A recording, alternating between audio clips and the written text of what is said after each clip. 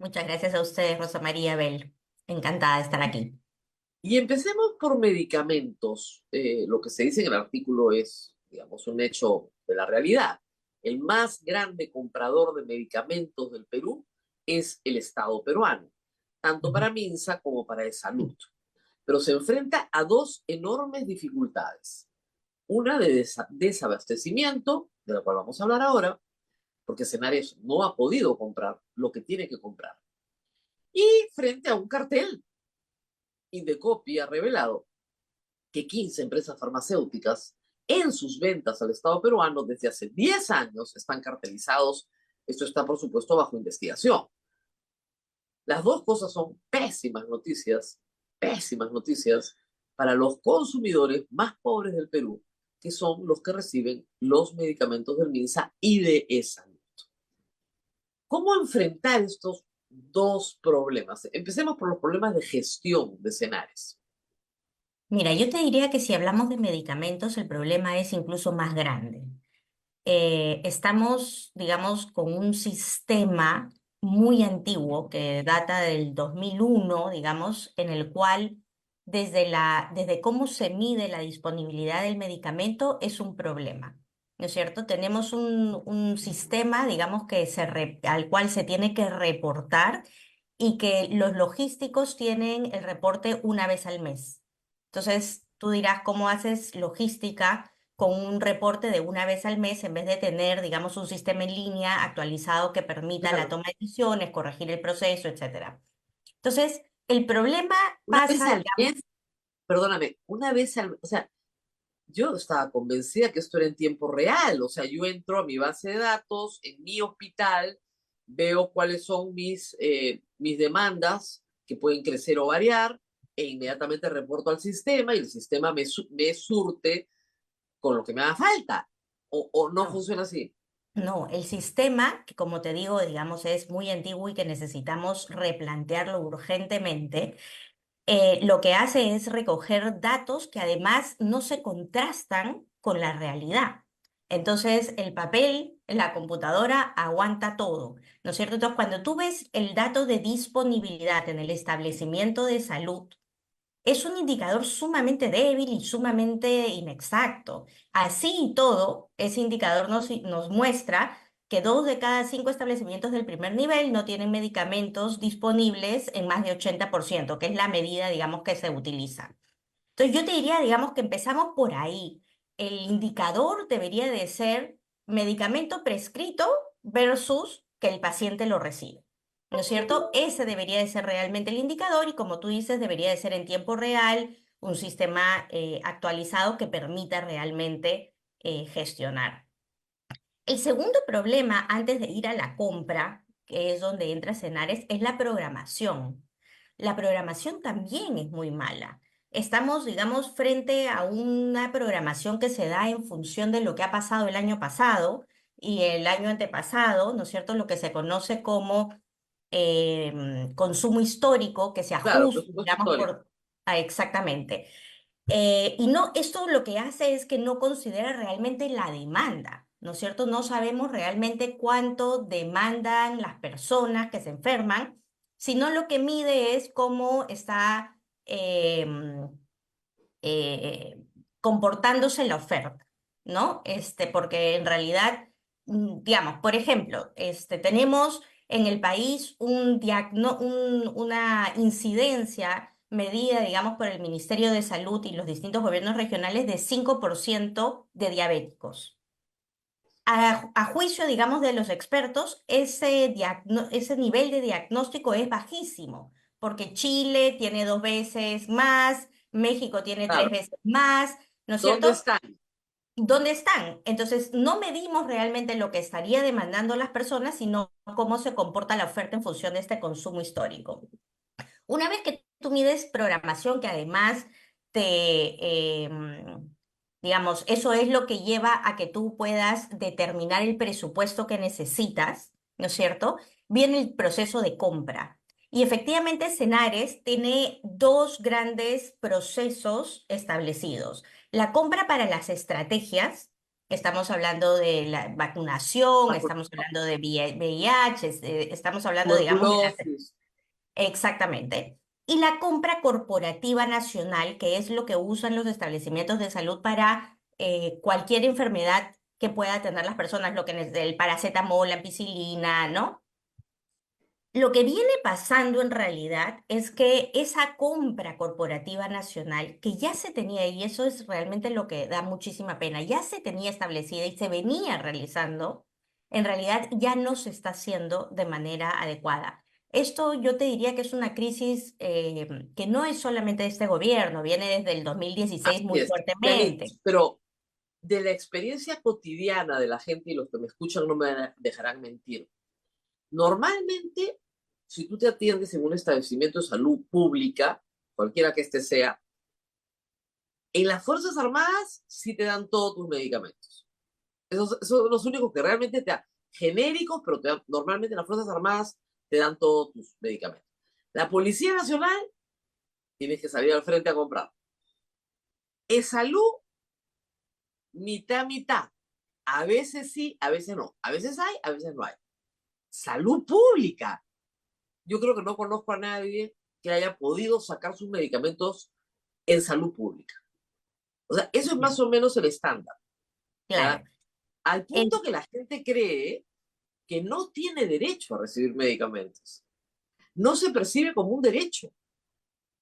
Como un derecho en salud pública se percibe la atención médica, pero no los medicamentos. Los medicamentos salen del bolsillo de la gente. Porque ¿qué datos tenemos ahí, digamos? Nosotros teníamos muchos más datos hasta el 2016 en que se corta la encuesta que publicaba Su Salud, que medía justamente si tú podías acceder a medicamentos en la farmacia del establecimiento. Desafortunadamente se cortó esa encuesta.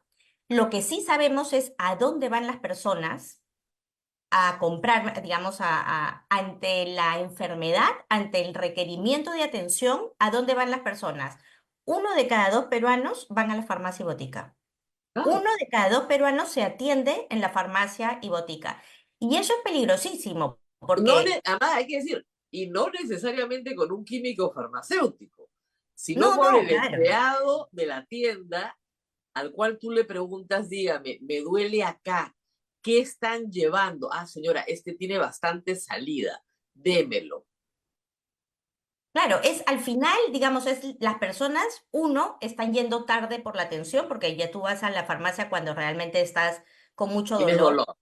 2, es básicamente automedicación, ¿no? Y 3, hasta 4 cosas te diría yo. 3, en realidad no tienes nadie que te haga seguimiento a cómo has evolucionado. Y 4, gastas de bolsillo. Entonces es en realidad, digamos, pues una No, medida además, perdona, bastante en el Perú se dispensan antibióticos a la para libre. automedicación. Y a usted le dirá, pero ¿por qué no? Miren, yo hace unos meses estuve, hace no mucho tiempo en Colombia, ¿no? Y yo quería un antibiótico y fui a la farmacia y me miraron como si fuera un monstruo. Señora, me dijo, los antibióticos en Colombia solo se despachan con receta médica. Y claro, tenía toda la razón. Pero por Toda supuesto, la porque razón. estamos No porque no condenándonos queramos a que un ustedes que nos futuro. escuchan, claro, no es porque no queramos que ustedes que nos escuchan no se curen solos, ya no es por hacerles más cara la vida ni más difícil, sino porque si todos nos administramos antibióticos con automedicación, las bacterias mutan y se hacen resistentes a los antibióticos y tenemos un problema de salud pública, ¿ya? Pero en fin, pero claro, eso que debería combatir el Ministerio de Salud, en realidad lo está promoviendo, porque la gente quiere curarse, nadie quiere tener dolor. Así es. Yo creo, Rosa María, que, digamos, incluso encima, digamos, del problema de medicamentos, que es fuertísimo, porque es además lo que más impacta en el bolsillo de las personas, tenemos, digamos, lo evidente, una pérdida de institucionalidad muy grande, con ministros que duran 4 meses, con presidentes ejecutivos de salud que duran 3 meses, y necesitamos, digamos, continuidad para tener políticas de Estado. ¿No? Necesitamos, digamos, saber cuál es la política sanitaria, cuál es el norte, que realmente Ahora, se... no es que no se gaste, ¿verdad? ¿Cuánto se gasta comprando medicamentos al año en el Perú? El A Estado, ver, ¿cuánto gasta? mira, si tú ves las grandes cifras, en realidad pareciera que estamos haciendo la tarea. Te voy a decir tres cosas, digamos, que me parecen importantes. Nosotros en el 2009 apostamos por un modelo de aseguramiento universal. Queríamos tener un aseguramiento universal para garantizar la cobertura de atenciones a las personas. ¿No es cierto? El aseguramiento era la herramienta para que las personas puedan tener atenciones cuando las necesitaban y cobertura financiera. ¿Ya? Esto es, digamos, tres dimensiones. Uno, cobertura poblacional, que más personas tengan el seguro. Si nosotros vemos cómo estábamos en el 2009, 38% de las personas tenían seguro. Y lo que más les preocupaba, digamos, de acuerdo a la encuesta nacional de hogares, era hacerle frente a sus problemas de salud y los de sus familiares. En el 2019, 84% de las personas ya tenían un seguro. Y en ese momento se da, digamos, al año siguiente se da un decreto de urgencia que se dice que todos tenemos acceso al SIS si no tenemos ningún seguro. Entonces, cobertura poblacional, uno diría, check, ¿no es cierto? Hemos puesto el pie en el derecho de las personas. La segunda dimensión es la cobertura prestacional, es decir, ¿qué reciben de atenciones estas personas que están aseguradas? Y si nosotros vemos también en el 2009, cuando se da la Ley de Aseguramiento Universal, se crea un plan de beneficios, ¿ok? Que se llama el Plan Esencial de Aseguramiento en Salud. Ese plan cubría el 65% de la carga de enfermedad, es decir, de todas las enfermedades que tienen los peruanos, cubría el 65%. Ok, En el 2020 se hace una revisión de ese plan esencial y se aumenta para que cubra hasta el 80% de la carga de enfermedad. Incluye incluso algunas patologías, digamos, de salud mental. Y finalmente, si tú ves la cobertura financiera, es decir, que las personas accedan, pero que no tengan que pagar de bolsillo, en el 2018-19, el presupuesto en el sector salud era de 16.000 millones, MINSA, gobiernos regionales. En el 2024 es 29.000 millones, o sea, es ¿no? 80% más. Entonces, si tú ves, digamos, este cubo, que es como la parte mágica que uno tiene que empezar como país a llenar para tener una buena cobertura de salud, y que en realidad se hace en función de la experiencia del país y en función de la capacidad financiera del país, tú ves un gran aumento en la cobertura poblacional, tú ves un aumento importante en la cobertura prestacional, tú ves un aumento presupuestal, pero en la práctica lo que tenemos es que 9 de cada 10 mujeres reportan haber tenido problemas de acceso a servicios de salud, de acuerdo a la encuesta nacional de hogares. Ves que, de acuerdo a la encuesta nacional de hogares, uno de cada dos personas acceden a medicamentos en farmacias. Ves que, si bien el primer nivel de atención debería de cubrir, debería hacerle frente al 85% de la demanda de atenciones, solamente le hacemos frente al 40% y el resto es vayas a hacer la cola en el hospital desde la madrugada para que te puedan atender. Entonces, no, digamos, si bien pareciera que estamos haciendo la tarea, en la parte práctica no tenemos una mirada al ciudadano. O sea, ¿qué nos interesa a nosotros como ciudadanos? Nos interesa tener un establecimiento cerca, que nos cubran, digamos, que nos resuelvan nuestros problemas de salud, que sea limpio mínimamente, que sea oportuno, ¿no es cierto? Y en realidad lo que vemos es que nuestros derechos de salud no tienen garantías, nuestros derechos de salud, digamos,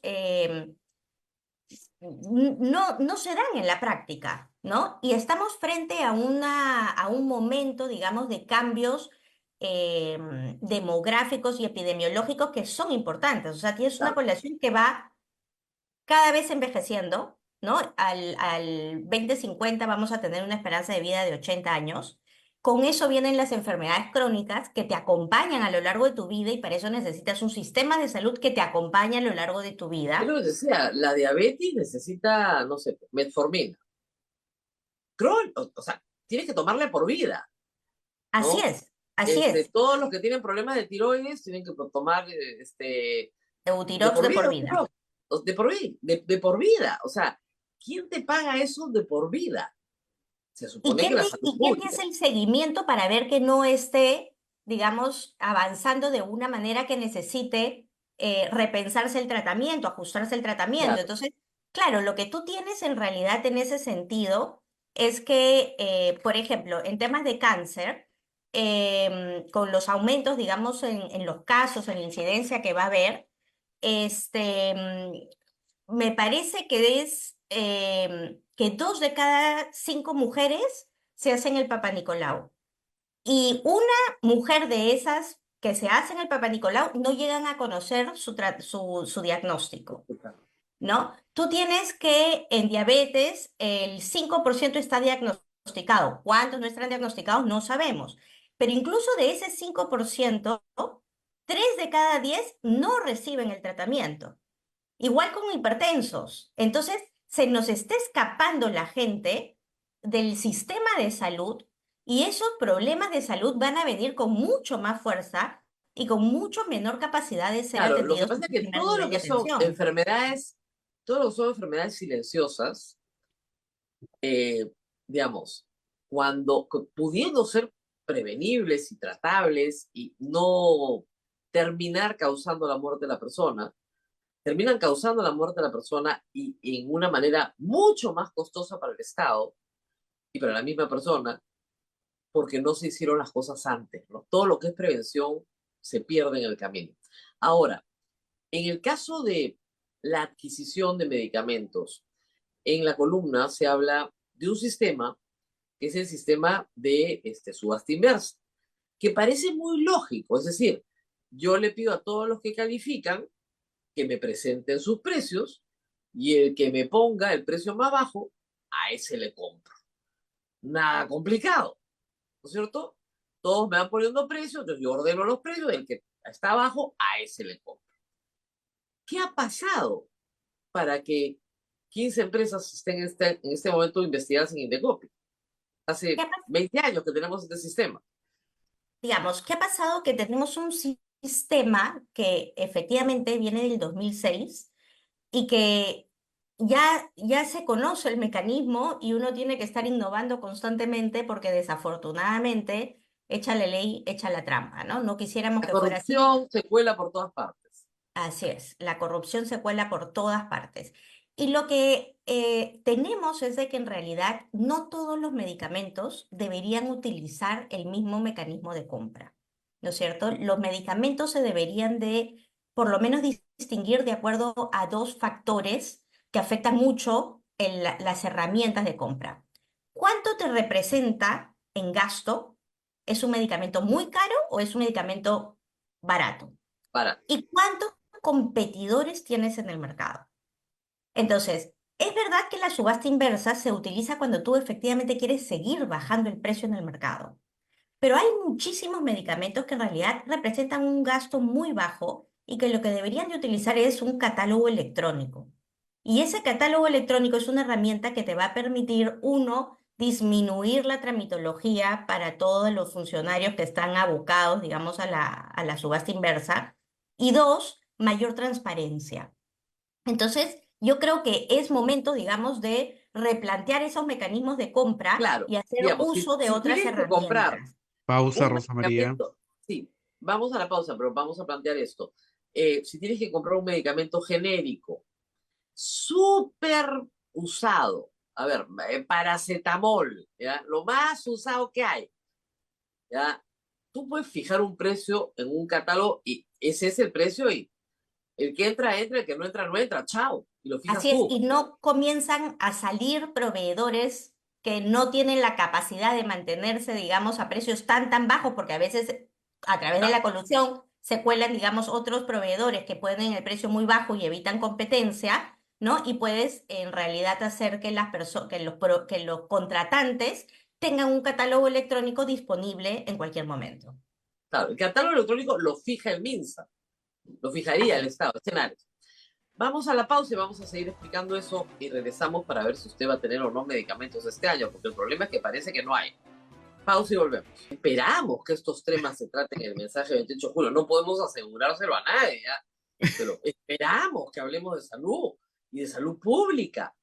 Pero bueno, Esperamos. Entonces, en este momento hay un desabastecimiento de medicamentos.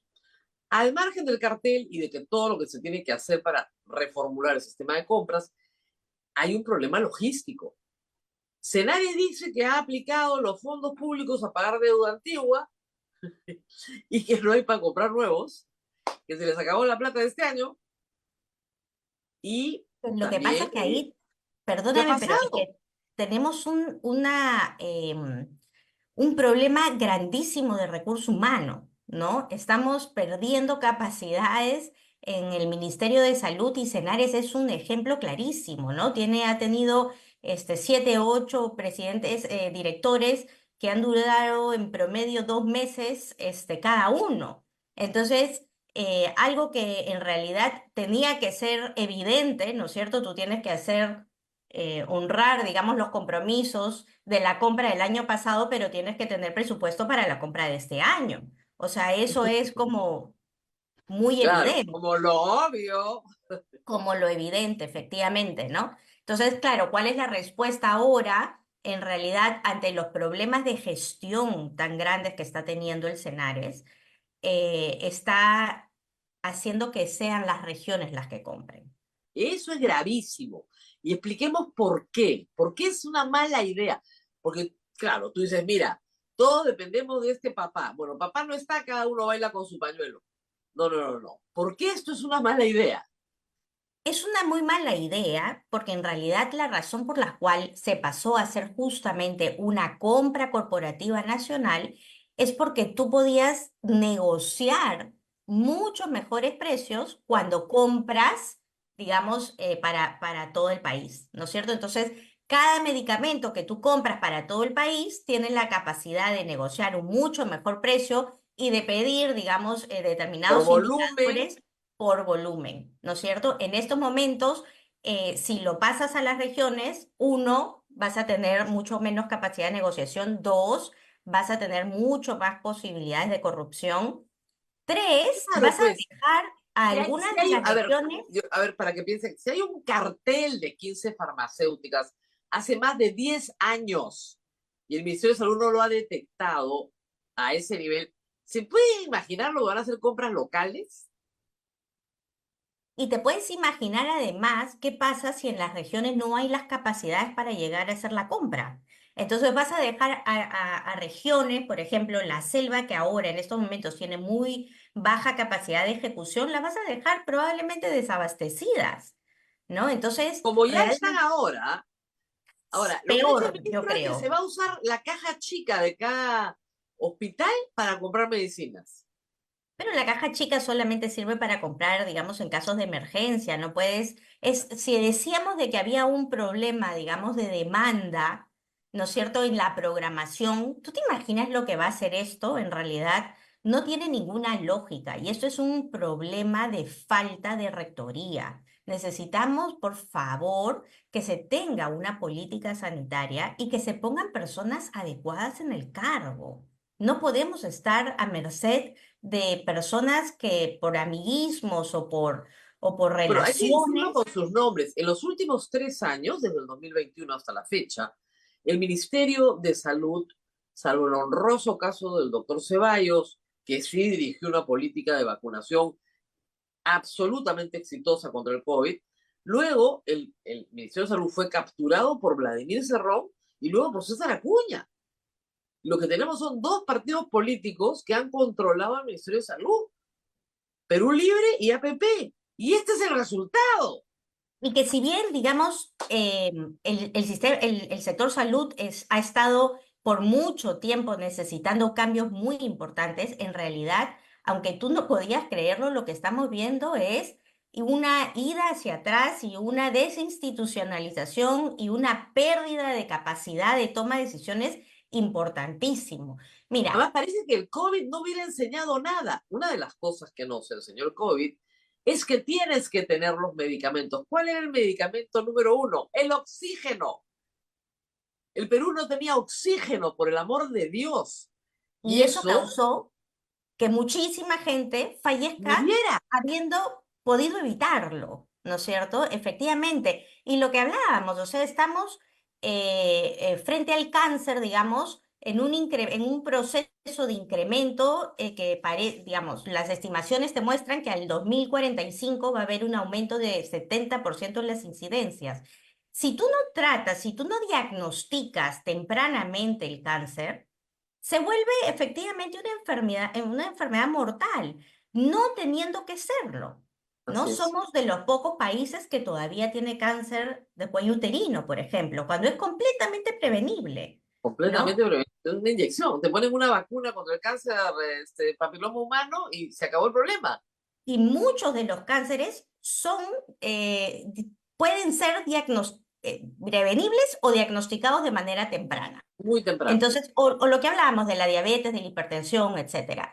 Ahora, otro problema que yo creo que es importantísimo y no lo vamos a resolver en el corto plazo, pero sí necesita ser abordado, es que estos 29.000 millones que nosotros tenemos en el sector salud, en realidad no le llegan, digamos, de manera transparente y fácil a los hospitales, a los directores de los hospitales. Estos se asignan de maneras muy distintas. Tienes 35% del presupuesto que se asigna a través de programas presupuestales. Son 14 programas presupuestales para la anemia, para la salud materna, para la tuberculosis, para el VIH, para el cáncer, etcétera, ¿no es cierto? Y tienes otro 50% que se asigna a través de una asignación que no termina necesariamente en productos que tienen más libertad. Entonces, tú imagínate un director de hospital que le llega la plata por puchitos, ¿no es cierto?, para enfermedades que tienen que ver con un programa presupuestal, para tratamientos que tienen que ver con otro programa presupuestal. Así, 14, ¿no es cierto? Y que no te llegan además por una sola entidad. Parte te llega por el MINSA, parte te llega por el gobierno regional y parte te llega por el SIS. Entonces, la gestión hospitalaria se vuelve realmente muy difícil. Y tú tienes cosas tan locas como, por ejemplo, un programa presupuestal le da plata al establecimiento de salud para comprar una refrigeradora donde se pueda poner, digamos, las vacunas para mantener la cadena en frío, Ah, no se puede utilizar para otra cosa. Esa no, refrigeradora en ese establecimiento de salud no se puede utilizar para esa cosa porque la asignación viene por el programa presupuestal de salud materna neonatal.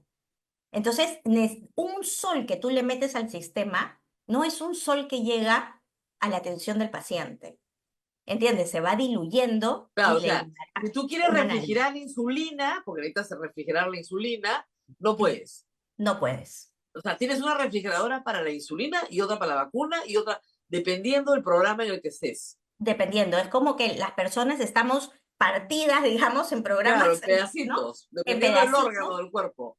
Y lo mismo el director, que tiene que armar sudokus, digamos, llenar sudokus todos los días, porque además cada uno de estos mecanismos tiene, digamos, sus propias reglas y tiene sus propias reglas de rendición de cuentas. Exactamente, tienes que rendir cuenta, pues. Así es. Entonces es muy complicado.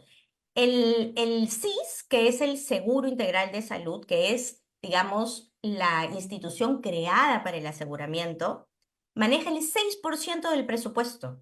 6. Bueno, Entonces, yo claro, siempre hacía la broma con especialistas, decía, mira, no es seguro, no es porque integral. no es integral y lo de salud está por verse, porque la verdad que mucha salud no sacas.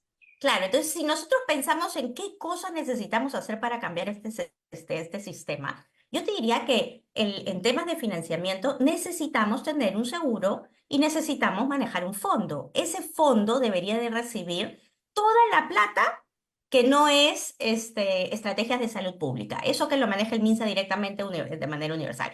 Pero ese asegurador debería de recibir la prima por asegurado que le sirve para cumplir el plan de beneficios multiplicado por el número de asegurados. Así es. Ese seguro se voltea con esa capacidad y le dice a los prestadores, ok, yo quiero que tú atiendas a esta población dándole este paquete, previniendo que se enferme, dando las vacunas, le pones contenido, digamos, a tu Claro, y plan. baja, y puedes bajar hasta el primer nivel.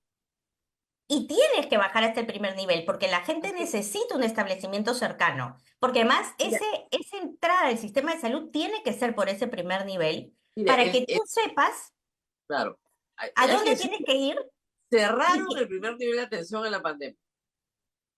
Y esa es otra de las lecciones aprendidas de lo letal que fue en la pandemia cerrar el primer nivel de atención. Entonces, no había no, oxígeno, no había el primer nivel de atención. Lecciones que el Perú ha aprendido con la sangre de los muertos. ¿Ah? Estamos hablando yo de... te diría que hemos vivido con la sangre de los muertos, no estoy tan segura de que las hayamos aprendido. Ese es el tema. Ese es el tema. ¿Cómo no decir, oye, pero si eso lo hemos vivido? No hay oxígeno, que es el medicamento esencial. No hay primer nivel de atención para hacer la prevención, para hacer la primera atención. No hay. Y los hospitales no se daban abasto. ¿Cuántos de Claro, si nosotros tú hemos tuvieras luchado un por conseguir seguro, una cama? si Una tú tuvieras cama. este seguro, tú te volteas y dices a los establecimientos de salud cuáles Claro. son digamos, las enfermedades y las atenciones que tú quieres que sean cubiertas y tiene este establecimiento que trabajar en red. Yo como paciente tengo que saber cuál es, digamos, el establecimiento a donde voy a ir si es que el primer Claro. nivel no me puede atender.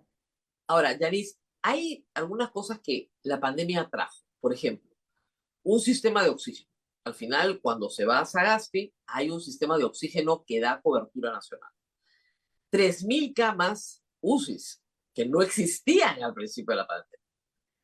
Y un personal de salud que se incorpora para trabajar. ¿Qué ha pasado con esas tres cosas 4 años Mira, después? lo que pasa es que desafortunadamente no tenemos un buen sistema de mantenimiento del equipamiento, ¿no? Entonces, en realidad digamos, es bastante trágico, pero nuestro modelo está enfocado en infraestructura, ¿no? Entonces, tú construyes infraestructura, pero tú no sabes cómo vas a darle mantenimiento a esa infraestructura, mientras que en realidad lo que deberíamos de hacer es mirar el nivel de servicio. Entonces, claro, mucha gente que se contrató, digamos, en la pandemia, en un principio se la despidió y se la ha vuelto a contratar. Y eso es bueno. Lógico. Eso es bueno porque necesitamos más recursos humanos. Pero también ves que un porcentaje importante del presupuesto se está destinando a nombramientos que yo estoy de acuerdo que la gente en realidad tiene que ganar adecuadamente, pero contra algún indicador de resultado, contra que tú me digas, ok, yo te voy a pagar más, pero tú vas a lograr A, B, C cosas en relación, digamos, a la atención al ciudadano, ¿no? Y eso en estos momentos, desafortunadamente, no se da. Ya, entonces, no se está dando mantenimiento a los servicios de oxígeno que costaron tanto trabajo. Y si tú tienes 3.000 camas UCI, pero no tienes un intensivista al lado, no tienes enfermeras de UCI al lado, ¿para qué te sirve la cama UCI? Para guardarla en un depósito. Claro, lo que pasa es que, digamos, estamos mejor de lo que estábamos al inicio de la pandemia, sin duda, ¿no es cierto? Pero es también cierto que muchas de las cosas muchos de los aprendizajes y de los logros se está retrocediendo. Por ejemplo, un logro que tuvimos durante la pandemia fue la telesalud, ¿no es Claro. cierto? En estos momentos se ha retrocedido muy fuertemente porque además muchos de los establecimientos de salud no tienen conectividad. En la selva esto es dramático, ¿no? 9 de cada 10 establecimientos no tienen conectividad. Entonces, claro, tú estás en un proceso, y eso hay que destacarlo, donde se están conformando las redes integradas de salud. Claro, tenemos solamente dos que están en piloto, la de Villa El Salvador y la de Trujillo, pero se está operativizando, ¿no? Se está ¿Qué es una teniendo. red integrada de salud? Para que la gente nos entienda. Una red integrada de salud es, tú cuando tienes alguna enfermedad o quieres ir, digamos, a un establecimiento para que te haga algún tema preventivo, tú sabes que tienes que ir a un establecimiento A, que es de primer nivel, ¿ok? Ok. Pero ese primer nivel tiene que tener médicos, medicamentos, historia clínica, etcétera, ¿no es cierto? Que ahora no se da. Pero tú entras por ese primer nivel y te atienden. Si por casualidad ese primer nivel no logra resolver tu problema de salud porque es más complejo, entonces te hace una referencia a un establecimiento de mayor capacidad resolutiva. y así.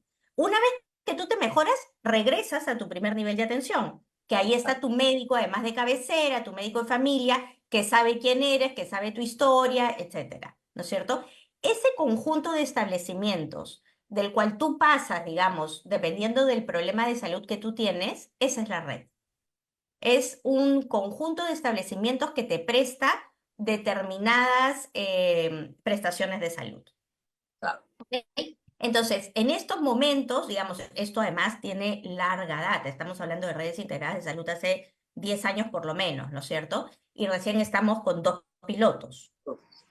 Pero bueno, podría ser peor, ¿no? En estos momentos, por ejemplo, Vía El Salvador ya está con un equipo que trabaja en el territorio, justamente para que puedas ir a detectar cuáles de las personas que están digamos, que están suscritas, están adscritas en ese territorio, tienen diabetes, tienen hipertensión, etcétera. Necesitas también, digamos, tener em, este, toda la tecnología, claro, ¿cierto? Que la pueda porque hacer a realmente veces es, ya, pero el doctor necesita un examen y ese examen no está en el primer nivel de atención.